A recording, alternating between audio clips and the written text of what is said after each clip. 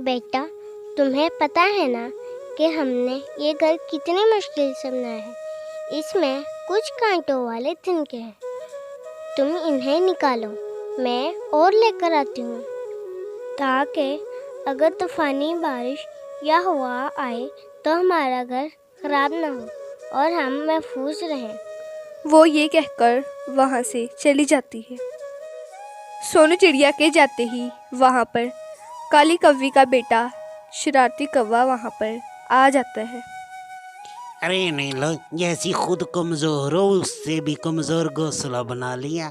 दिल करता है तेरे घोंसले को देखकर मैं हंसता ही रहूं। कालू, हमारा घर मजबूत हो या कमजोर, तुम्हें इससे क्या मतलब? तुम जाओ यहाँ से। चला जाता हूँ नीलो, जो काम करने आया हूँ वो तो करने दो। वो ये कहकर घोंसले को धक्का देता है। उसके साथ नीलो चिड़िया नीचे गिर जाती है और वह खुद वहाँ से भाग जाता है। इतनी देर में सोनू चिड़िया वहाँ पर आ जाती है और वह टूटा हुआ घोंसला देखकर बहुत गमज़दा हो जाती है।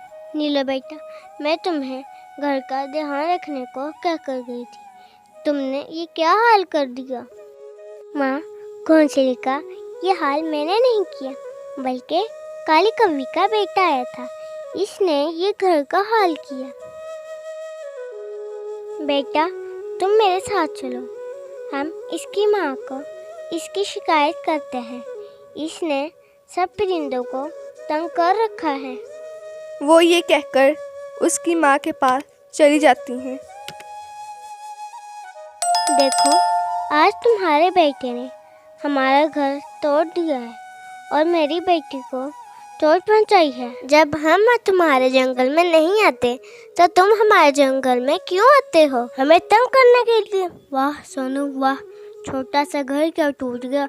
तुम तो मेरे पास सीधा शिकायत लेकर आ गई, ये नहीं कि तुम इसे उठा ही लो। अगर तुम इसे उठा लेती तो कौन सा तुम्हारी तौहीन हो जानी थी, या वो बहुत भारी था? उल्टा मेरे पास ही शिकायत लेकर आ गई। मुझे पता है कि बात घर की नहीं है, बात मेरे बेटे की है, जो तुम उससे बहुत जलती हो, क्योंकि तुम्हारा कोई बेटा नहीं है। मुझसे ज़्यादा झगड़ने की ज़रूरत नहीं है, जाओ यहाँ से। मैं अल्लाह का बहुत शुक्र अदा करती हूँ कि मुझे अल्लाह ने तुम्हारे बेटे जैसा कोई बेटा नहीं दिया है, मुझे बेटी ही दी है। वो ये कहकर वहाँ से चली जाती है। जैसे ही अगला रोज़ होता है। अरे ये तो कच्चा है, इसे खाता हूँ। ये भी कच्चा है, इसे खाता हूँ। ये भी कच्चा, ये भी कच्चा। कालू, ये क्या कर रहा है? मेरी तरफ देखकर बात कर। आंटी क्या हुआ? क्या करती हो? तुम्हारा दिमाग तो ठीक है, तुम ये क्या कर रहे थे? अमरूदों का दरख्त तुमने सारा खराब कर दिया है। इसके मालिक को पता चल गया तो वो किसी को यहाँ से गुजरने नहीं देगा। अब तुम ज़रा रुको, मैं तुम्हारी शिकायत तुम्हारी माँ से ज़रूर लगाऊंगी। आज तो सुबह सुबह महक आंटी भी आ रही हैं, चलो पूछते हैं इन्हें क्या मसला है। बहन, आज तुम्हारे बेटे ने रामूलाल के बाग में से अमरूदों का दरख्त सारा खराब कर दिया है। अगर इसने एक आधा अमरूद खाना ही होता है तो खा लिया करे, कम से कम खराब तो मत करे। और तो और इसने जंगल के सब परिंदों को परेशान करके रखा है। अगर ये ऐसा ही करता रहा तो तुम्हें एक दिन बहुत बड़ी परेशानी का सामना करना पड़ेगा। बेहतर होगा कि तुम अभी अपने बेटे को समझाओ। महक जी, आप ही सिर्फ शिकायत लगाने वाली रह गई थी, आपने भी लगा दी। अगर आपको मेरे बेटे से इतनी ही परेशानी है तो आप ये जंगल छोड़कर क्यों नहीं चली जाती? हर कोई मेरे पास शिकायत लगाने आ जाता है, मेरा ही बेटा बुरा है। तुम पछताओगी, एक न एक दिन तुम ज़रूर पछताओगी। वो ये कहकर वहाँ से बहुत गुस्से में चली जाती है। आज कालू का दिन बहुत ही ख़राब था, क्योंकि वो चील के जंगल में दाखिल हो गया था। उसके जंगल में ज़्यादातर अमरूदों के ही दरख्त थे। उसे अपने अमरूदों के दरख्तों से बहुत ज़्यादा प्यार था। अगर उसके दरख्तों के पास से कोई गुज़र भी जाता तो वो उसकी खूब पिटाई करती।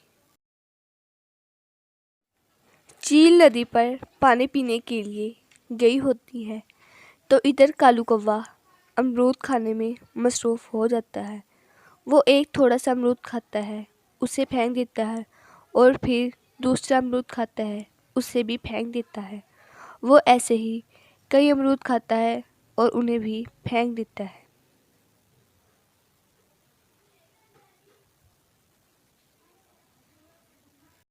चील नदी से पानी पीकर वापस आ गई थी। वो अपने अमरूदों की ये हालत देखकर गुस्से में तलमलाने लगती है और वो नीचे आकर कालू से कहती है, अब जल्दी से एक ही सांस में बता दो कि अमरूदों का ये हाल तुमने ही किया है ना? हाँ, मैंने ही तुम्हारे अमरूदों का ये हाल किया है। तुमने भी मेरी मम्मा का शिकायत लगानी है तो लगा दो, वो उल्टा तुम्हारी ही बेइज्जती करेगी। गंदी चूचू वाली चील, जाओ लगा तो मेरी मम्मा का शिकायत। अब चील बहुत ही गुस्से में आ जाती है और वो डंडे के साथ कालू की खूब पिटाई करती है। कालू चील से बहुत ही मुश्किल जान छुड़ाकर भागता है और सारी बात जाकर अपनी माँ को बता देता है। कालू, तो अभी मेरे साथ चल, मैं अभी इस बदतमीज चील से पूछती हूँ।